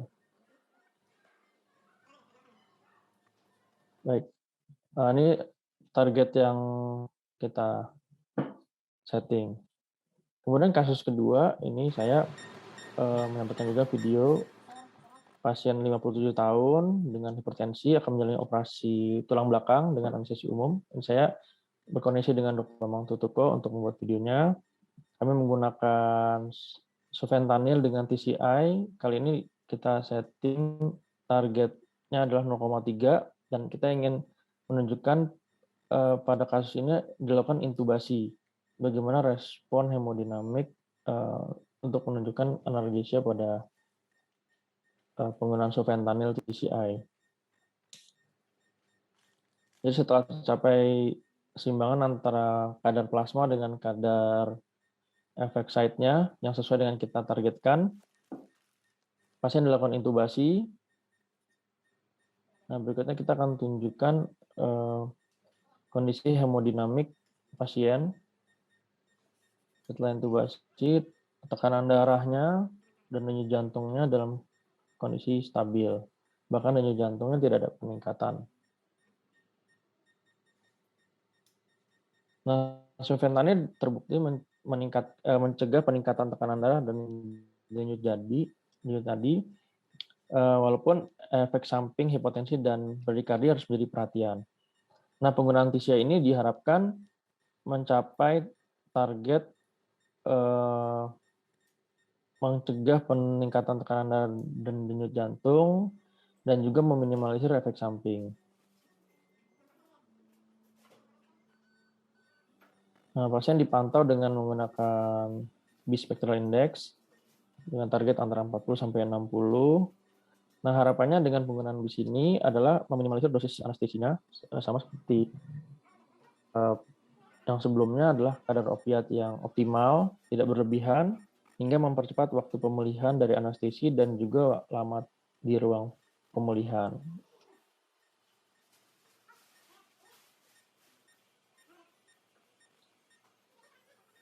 Target kontrol infusion ini bisa mempertahankan target konsentrasi yang kita inginkan.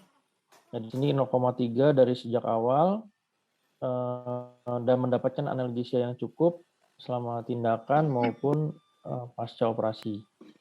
Jadi kelebihan penggunaan TCI bisa mendapatkan dosis yang kita inginkan, kemudian mudah menghitung dosis obatnya, kemudian sangat karakteristik ya sesuai dengan pasien, usianya, berat badan, tinggi badan, jenis kelamin, lebih stabil, dapat terhindar dari kelebihan dosis dan masa pulihnya lebih cepat.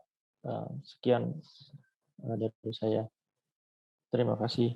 Terima kasih Dr. Ismail untuk penyampaian presentasinya. Baik, kita akan masuk ke diskusi dari pertanyaan-pertanyaan yang sudah masuk maupun kalau nanti ada yang mungkin diizinkan untuk live, silakan. Saya mulai dari Dr. Anas, tadi ada pertanyaan soal penggunaan di intratekal itu Dr. Anas. Jadi pertanyaannya adalah bagaimana, boleh nggak dipakai? Saya juga nggak tahu apa, senang kita nyampur-nyampurin obat di intratekal kayaknya nih Dr. Anestesi kita. Silakan Dr. Anas, mungkin disampaikan. Jadi berhubungan dengan kandungan dan kemungkinan apa karena tidak ditulisnya ya di label. Oke, silakan. Betul, Dok. Makasih, Dok.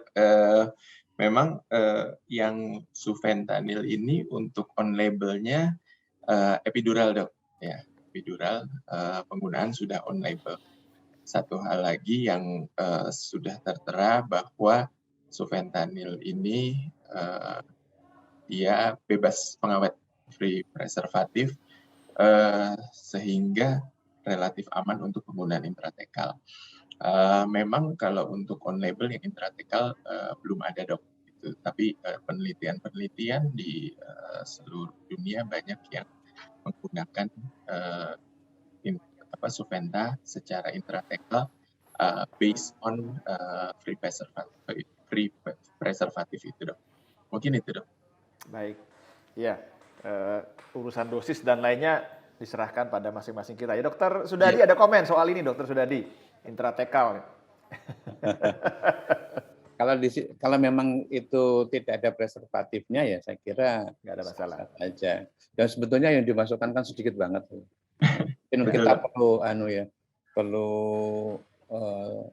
diskusi ya kita yang seperti morfin dan yang lainnya itu kan ada preservatifnya, cuman kan kita menggunakannya itu kan sedikit sekali.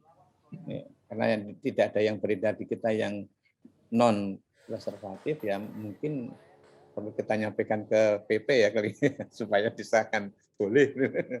Hanya bagaimanapun juga kalau ada preservatifnya kan ilegal kalau kita pakai. Tapi secara legal kan tadi ada pertanyaan dari Dr. Franz. Kalau misalnya kita menggunakan itu secara medical legal, boleh nggak itu kira-kira? Kalau yang sufentanil saya kira boleh karena memang tidak ada anunya. Oke. Jadi itu bisa menjawab pertanyaan Ya. kita ya. Baik. Berikutnya pertanyaan yang juga menarik adalah kan tadi bicara tentang TCI. Padahal sebenarnya Dokter Yus sudah sampaikan, tapi mungkin kita perlu pertegas atau sampaikan lagi. Kalau pakai TCI kayak Dokter Sudadi maupun Dokter Ismail tadi sampaikan, oke, kelihatannya sophisticated, bagus banget, enak gitu ya. Tapi yang bolus atau dengan pengeceran begitu, kira-kira gimana ini? Kalau kita nggak punya TCI, penggunaannya bagaimana? Mungkin dari Dokter Sudadi dulu deh, saya kasih. Oke. Ya. Terima kasih dokter. Saya kira sama dengan fentanyl ya. Jadi kita fentanyl bisa dengan untuk bolus, kemudian maintenance dengan feeding pump juga bisa, saya kira. Sufentanil juga bisa. Jadi tadi di video kan single dose untuk di awal karena masa durasinya cukup panjang. Kalau memang cukup untuk masa operasi ya sudah sekali masukkan aja.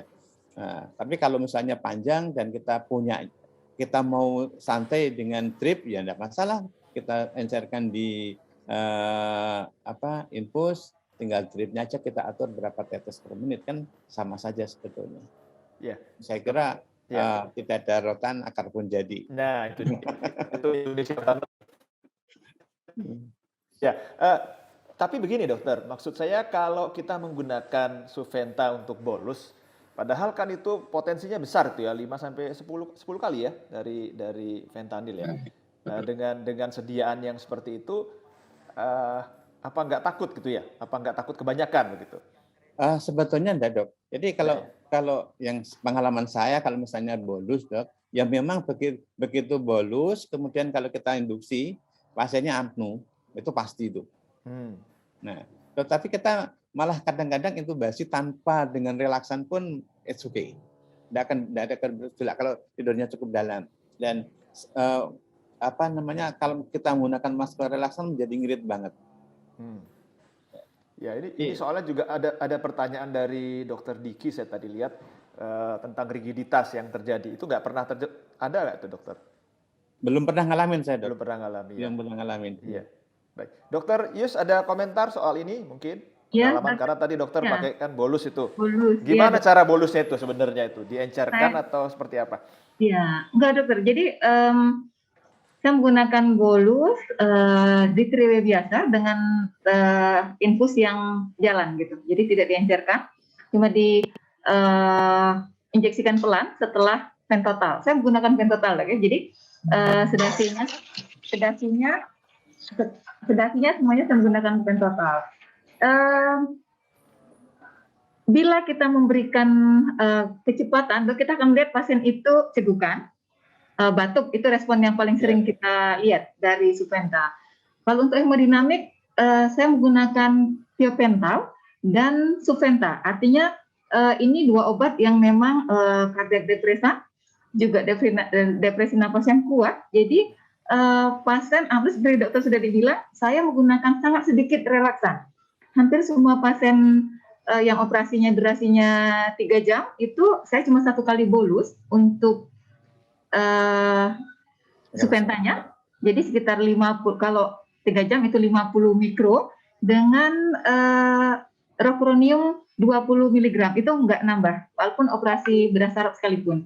Jadi memang efek sinergistis obat ini sangat memanjangkan efek relaksan juga, dan sehingga pasien bangun juga. Saya nggak pernah juga, saya sampai selama ini itu tidak pernah menggunakan reverse, karena saya menggunakan dosis relaksan yang minim untuk hampir semua operasi. Durasi operasi cukup stabil. Jadi memang perhatiannya pada saat kita melakukan induksi pertama. Jadi kecepatan pemberian dan timing, jadi antara kita dengan operator gitu.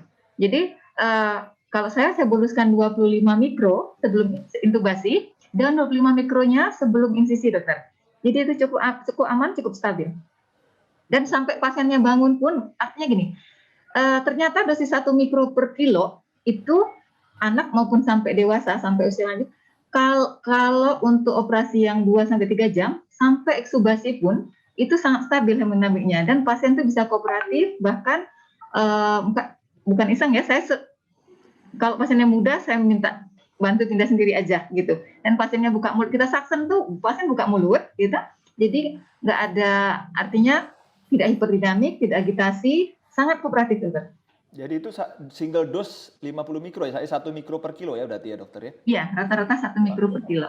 Bisa tahan segitu ya, oke. Baik, oke. Mungkin dokter Alatas, dokter Anas atau dokter Ismail ada mau komen soal ini? Penggunaan single dose ini tadi. Ya dok.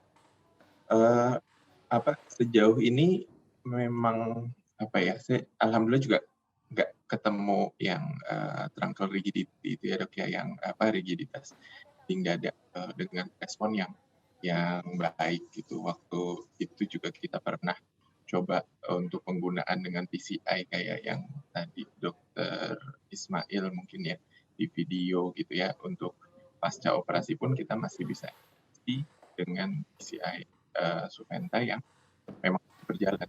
Jadi di satu sisi dia potensinya baik, sinergistik, tapi juga tidak mengurangi esensinya bahwa kemungkinan akan memperlama bangun atau yang lainnya. Tidak hanya untuk operasi kardiak, tapi juga ada operasi non kardiak yang membuka stabilitas kardiovaskular yang baik. Oke. Dr. Ismail ada komen? Tadi pengalaman tadi dengan Dr. Yusni setuju pada mungkin yang unik di akhir operasi ya, bahwa pasien itu tampak tenang, kemudian mungkin yang penting itu tidak sampai batuk-batuk, kooperatif. Yang mungkin tadi juga disinggung Dr. Anas bahwa ini dikhawatirkan memanjang efek atau memperlambat bangun itu tidak terjadi ya, tidak kita dapatkan. Bahkan mungkin tambahannya adalah analgetiknya itu bisa terus dimanfaatkan sampai di ruang pemulihan. Oke.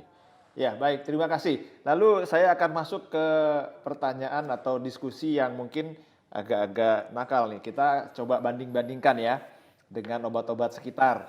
Yang pertama dengan fentanyl. Baik, dengan fentanyl yang kita sudah biasa pakai, sudah lama. Mungkin kita mulai dari Dr. Anas dulu nih. Kalau head to head dengan fentanyl, gimana ceritanya? Baik dok, karena saya ya sebetulnya berimbang lah antara di kardiovaskuler sama di non kardiovaskuler juga ya dok. Sebetulnya ya itu sih stabilitas, dan biasanya karena kita di kardiovaskuler mencegah peningkatan heart rate, pengennya konsumsi oksigennya baik, nggak terlalu tinggi, supply-nya baik. Jadi comparable, tapi memang kalau kita lihat dia lebih pasiennya jadi secara hemodinamik lebih tenang sih dok. Jadi keuntungannya biasanya dibandingkan fentanyl seperti itu. Baik, terima kasih. Dokter Yusni masih pakai fentanyl? Boleh komen? Masih, oke. Di beberapa rumah sakit ada yang tidak ada Suventa. Jadi fentanyl saya menggunakan rata-rata dosis 10 mikro per kilo ya dokter. Jadi kalau fentanylnya original itu bisa 10 mikro, itu sangat stabil gitu. Jadi tapi kalau dibandingkan dengan Suventa, heart rate lebih rendah Suventa, tensi lebih rendah Suventa. Okay. Walaupun dosisnya berbanding. Kalau misalnya fentanyl yang menggunakan 10 mikro, maka Suventa itu kan 1 mikro. Tapi efeknya durante operasi, sepanjang operasi itu Suventa, kalau dari observasi pengamatan saya, Suventa lebih heart rate lebih terjaga. Jadi ya orang-orang kardiak ya Dr. Anas ya biasanya senang dengan yang nadi 60 gitu kan. Anak-anak juga anak pun ya misalnya 1 tahun dengan heart rate yang 90 80 itu senang gitu. Nah, kalau fentanyl dosis 10 mikro sebanding, yang bernama juga stabil. Ya, setiap operasi yang lebih dari 2 jam lah dok ya, itu yang pain-nya, skor pain-nya itu moderate severe, saya menggunakan 10 mikro, itu cukup baik untuk fentanyl. Cuma ada, ini bukan karena merek ya dok ya, tapi mungkin ada fentanyl yang 10 mikro tidak terlalu signifikan. Ada dok, tidak terlalu signifikan penurunannya. Siap. Terima kasih. Dokter Sudadi tahan dulu, Dokter Sudadi. Dokter Sudadi nanti menyimpulkan. Saya mau minta Dokter Ismail dulu yang komen. Silakan Dokter Ismail, fentanyl dan Suventa dulu. Silakan. Ya, kelihatannya kalau selektivitas pembinaannya biasanya di durasi sih dok. Mungkin kalau untuk operasi yang panjang, kelihatannya lebih nyaman menggunakan Suventa ya. Walaupun memang dari segi head to head, dari segi kekuatan itu hampir sama, tapi mungkin lebih nyaman untuk operasi durasi panjang dan analgetik sesudah operasinya itu dengan Suventanyl. Oke. Dokter Sudadi, giliran Dokter Sudadi sekarang. Dan Terima kasih, saya inginnya Dokter Sudadi nanti memberikan insight ke kita. Tadi Dokter Anas memberikan insight. Dokter Sudadi memberikan insight ke kita. Kalau kita head to head dengan fentanyl dan Suventa, yang kapan kita pakai fentanyl, kapan pakai Suventa? Silakan Dokter Sudadi. Terima kasih Dokter. Jadi gini, kalau kita menggunakan dosis ekuivalen dari sisi analgesinya akan sama saja. Ya, apalagi kalau kita menggunakan monitoring untuk nyerinya. Jadi kalau menggunakan monitoring nyeri kan kita bisa memastikan kira-kira dosisnya seberapa nih. Nah, tetapi kelebihan dari Suventanyl ya, itu memang heart rate-nya stabil banget gitu loh. Sehingga kalau saya yang sudah tua itu kan ya nyaman kalau lihat tidak bergejolak gitu. Termasuk hemodinamik, termasuk pressure ya, itu tidak bergejolak sehingga nyaman sekali. Kemudian ngirit muscular relaksan yang jelas. Nah, ini sekali muscular relaksan on ventilator aja enggak perlu nambah gitu loh. Nah, ini kalau dok, itu apa mungkin volatile juga ya dok ya? Saya menggunakan low flow itu dengan fentanyl yang paling maksimal 20%, Suventa, sevofluran. Jadi dengan analgesik, dengan opioid yang adekuat itu mungkin kalau total cost mungkin lebih murah ya dok. Kita menggunakan low flow, jadi cuma 1 liter, paling maksimal 1 liter fresh gas flow-nya dengan sevo paling tinggi itu 1,5 atau 2. Bahkan kalau pada kayak orang yang tadi, yang tua geriatri itu cuma 0,8, 1. Itu bisa operasi 2 jam stabil dok. Jadi saya kira bagus banget. Ya. Jadi relaksan dan ya. Baik, terima kasih. Silakan para sejawat sekalian menyimpulkan dan boleh nanti mencoba menggunakan Suventa untuk prakteknya masing-masing. Kalau mau coba, biar tadi sudah dapat insight perbandingan dengan fentanyl. Nah, berikutnya saya masih ingin membandingkan juga, tapi dengan remifentanil, adiknya. Oke. Tadi Dokter Ismail sudah mulai ngomong sebenarnya, tapi saya minta tolong disampaikan lagi Dokter Ismail, kalau head to head dengan remifentanil bagaimana? Ya dok, ini dari segi, jadi kalau remifentanil kan apa istilahnya ultra short acting deh ya, jadi benar-benar kita atur kalau misalnya digunakan infus ya, itu cepat sekali perubahannya. Jadi salah satu yang harus benar-benar dihati-hati adalah efek terhadap hemodinamik. Mungkin kalau saya pribadi tuh sering sekali kalau kita kecepatannya agak lebih itu langsung bradikardinya berat gitu. Nah, mungkin catatan juga di post op-nya kalau remifentanil itu harus banget kita menambah analgetik lain, atau kalau misalnya kita pengen tetap opiat, itu kita menambahkan opiat di mungkin 30 menit terakhir lah sebelum remifentanil itu kita stop. Kalau nggak dia langsung tidak adekuat analgetiknya begitu di stop. Tapi memang kelebihannya remifentanil dia di rapid recovery-nya. Namun Suventanyl juga tidak kalah ya, artinya dengan teknik-teknik yang tadi sudah disebutkan sebelumnya sangat memungkinkan recovery dengan baik. Oke, terima kasih. Dokter Yus, ada komen? Saya nggak pengalaman dengan remifentanil. Oke, baik, nggak apa-apa. Dokter Sudadi, pengalaman pakai remi juga? Ya, Sebetulnya kalau kita menggunakan PCI imbang, Dok. Jadi Imbang ya. imbang. Heart rate, hemodinamik cukup stabil kalau kita targetnya jangan terlalu tinggi. Jadi sesuai dengan average dulu. Apalagi kalau dimonitor dengan kedalaman anestesi dan kedalaman nyerinya. Nah, itu akan. Cuman ribetnya tadi sampai disampaikan Dr. Ismail, menjelang selesai operasi kita mesti backup untuk switch analgesi untuk post-op-nya lebih early ya, sehingga kadang-kadang kita kerepotannya di situ. Tapi so far menurut saya imbang, Dok. Ya, oke. Ya. Ya, baik. Dokter Anas? Ya, Dok. Sebetulnya idem sih, Dok. Karena yang jadi bukan permasalahan sih, artinya sedikit trik pada penggunaan remifentanil ya di banyak pembahasan itu dan beberapa pengalaman itu di akhirnya bahwa ya memang selama intraoperasi terjaga banget gitu ya, meskipun memang bradikardinya kalau saya bilang pribadi sih lebih mark remifentanil penurunannya dibanding fentanyl, tapi memang remifentanil tujuannya karena ultra short acting biasanya buat pasien-pasien yang seperti one day care gitu ya, atau kita benar-benar untuk super early recovery gitu ya.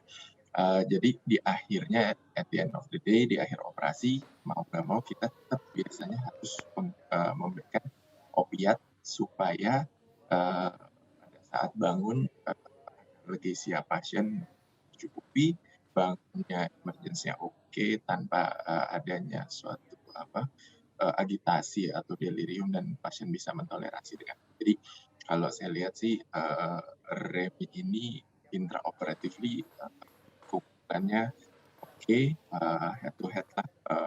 Cuma di akhirnya itu yang kita harus sedikit untuk mengatasi kecepatan yang dia cepat banget. Baik, terima kasih. Jadi intinya hilangnya cepat gitu ya, Remi ya. Iya, Dok. Hati-hati. Baik, ini ada satu pertanyaan yang menurut saya menarik juga, masalah stabilitas hemodinamik yang ditanyakan adalah apakah kalau dia hemodinamiknya stabil itu aman dengan kasus operasi yang justru high risk bleeding, nggak takut masking, hypovolemic kemudian harusnya takikardi, ini pada pakai Suventa nggak takikardi. Silakan, mungkin ada yang mau kasih komen. Silakan. Dokter, siapa yang mau komen duluan? Dokter Sudadi mungkin, silakan, Dok. Ya, sebetulnya kalau bleeding itu kan kita operasi itu kan nungguin kan, Dok. Jadi bleeding bisa kita monitor seberapa banyak, kemudian kita juga IV line jalan terus. Jadi ya kalau bleedingnya dadaan ya, misalnya kraniotomi jenisnya kena bleedingnya banyak gitu ya memang, tapi kan kita lihat betul. Jadi saya kira enggak masalah dengan heart rate yang tetap segitu. Baik. Dokter Anas? Ya, Dok. Sebetulnya ini pertanyaan yang sangat baik, Dok, karena kita ada pengalaman, tapi baru-baru ini, Dok, tapi bukan pada penggunaan tapi pada penggunaan remifentanil gitu, Dok. Jadi memang penggunaan remifentanil waktu itu tidak pakai TCI, kita dipakai dosis drip yang convert dari dosis TCI yang ada di literatur gitu, dan memang ada masking effect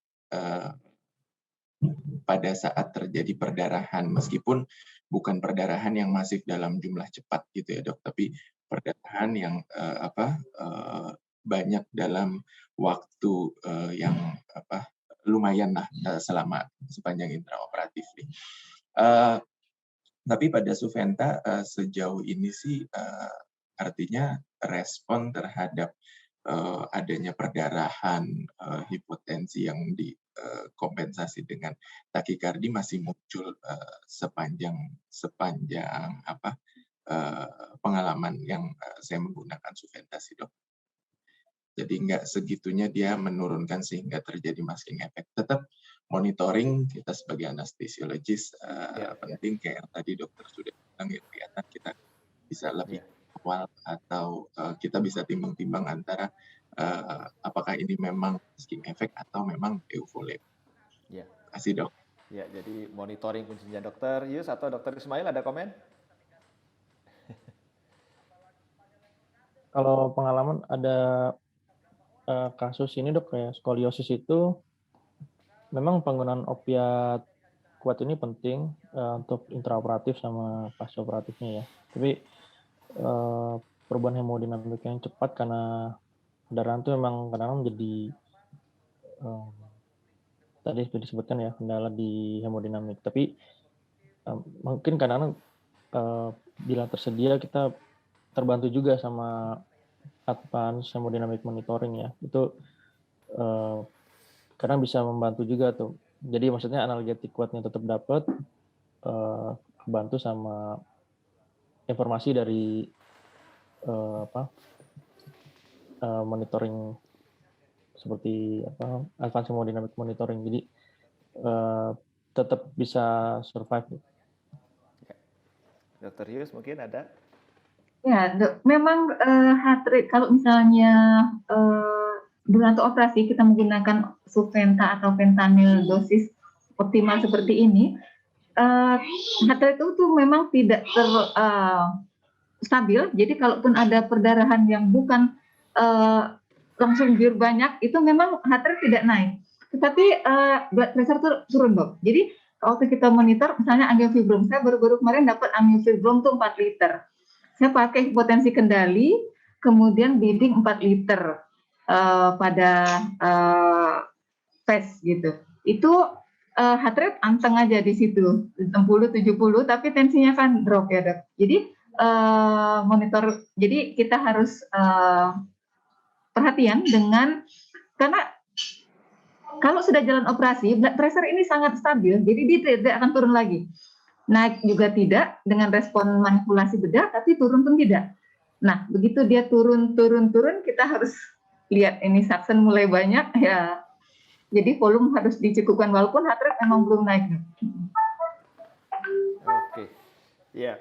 Terima kasih untuk komentarnya dan menurut saya betul, bagus sekali pertanyaannya. Dan kalau saya justru pengen heart rate-nya rendah supaya perdarahannya nggak banyak kan gitu ya. Oke, masuk ke pertanyaan berikutnya mengenai penggunaan sufentanil untuk post pain manajemen pasca bedah.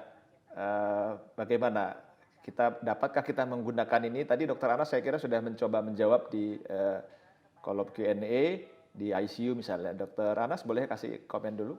Ya dok, memang ada beberapa literatur tentang Suventa, penggunaan Suventa di ICU ya dok, pasca operasi, salah satunya pasca operasi abdomen gitu dok.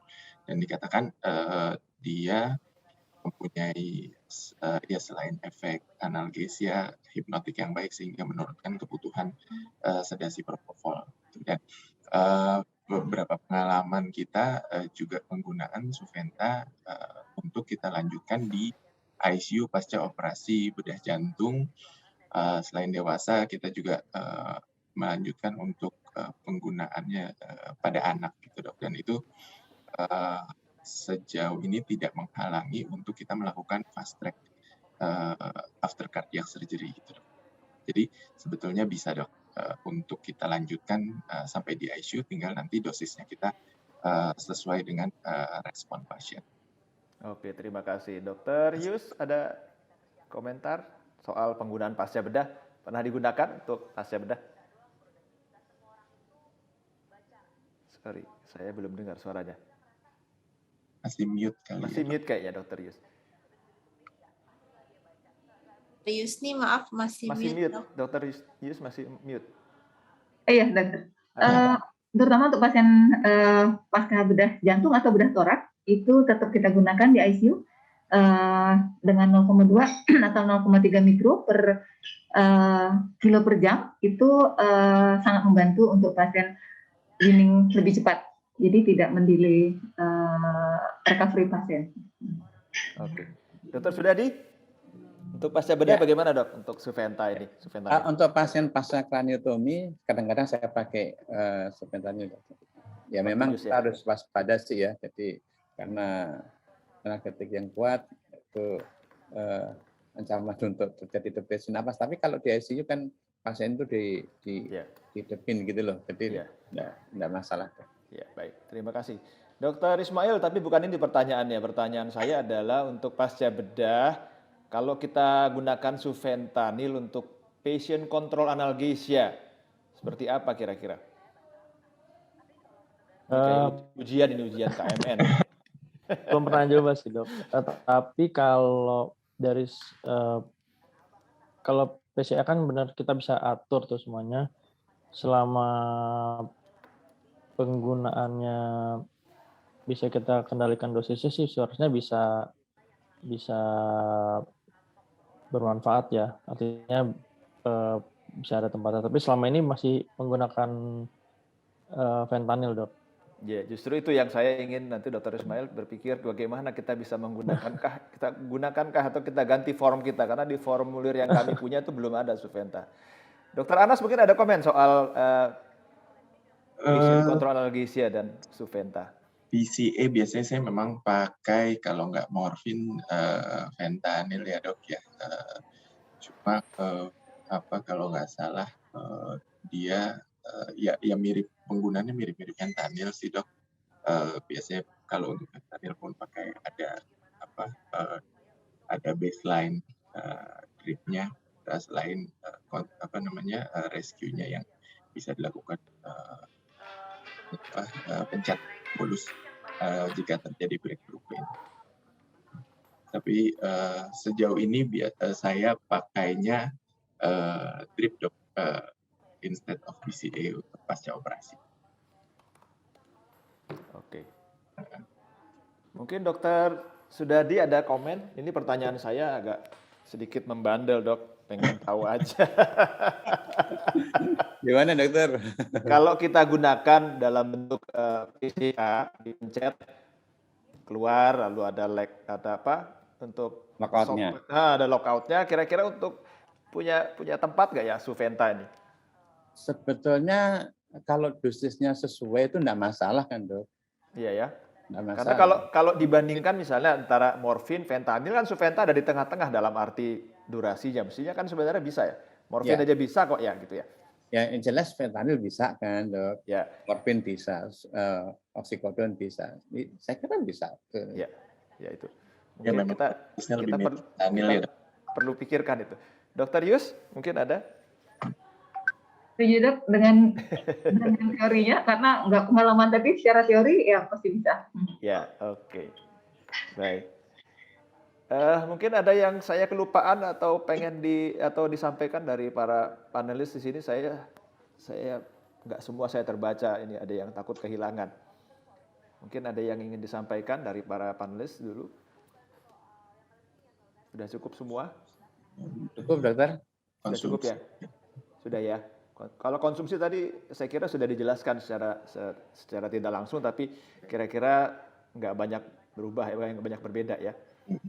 Baik, saya kira kalau sudah tidak ada pertanyaan yang kita akan bahas kembali, saya ucapkan terima kasih banyak kepada Dr. Sudadi untuk presentasi dan diskusinya, Dr. Anas, Dr. Yusni, Dr. Ismail. Senang sekali bisa berdiskusi melalui media online seperti ini. Ini tentu karena difasilitasi oleh Indo Anesthesia dan hari ini oleh Dexa Medica. Ya, terima kasih untuk Mas Agus dan timnya. Terima kasih Dr. Edi, Dr. Krisya, Dr. Susilo. Saya kira saya sudahi, saya tidak memberikan kesimpulan, masing-masing sudah bisa menyimpulkan. Mari kita pakai, kita coba ya. Malah ada tantangan buat teman-teman untuk Ismail, Dr. Ismail jangan lupa itu siapin buat PCA. Saya kira cukup sekian dari saya. Wassalamualaikum warahmatullahi wabarakatuh. Saya kembalikan ke Dr. Krisya. Silakan Dr. Krisya. Waalaikumsalam. Terima kasih juga Dr. Panca sudah memimpin sesi kita pada hari ini. Menarik sekali tadi diskusinya. Terima kasih Dr. Sudadi, Dr. Anas untuk materinya. Dr. Yusni dan Dr. Ismail, terima kasih sudah menyiapkan video dan sharing kasus-kasusnya. Mudah-mudahan membuka teman-teman wawasan untuk teman-teman semua semua untuk mau mencoba ya dok ya. Jadi nanti mudah-mudahan kalau kita bikin webinar lagi, nanti semua bisa sharingnya semakin banyak apakah ada kendala ataukah pengalaman pada kasus-kasus khusus yang tadi sudah disebutkan. Baik, terima kasih semua. Terima kasih kepada PT Dexa Medica yang sudah mensponsori acara kita pada siang ini. Terima kasih, salam sehat ya dok. Mudah-mudahan nanti bisa ketemu lagi. Sehat. Amin.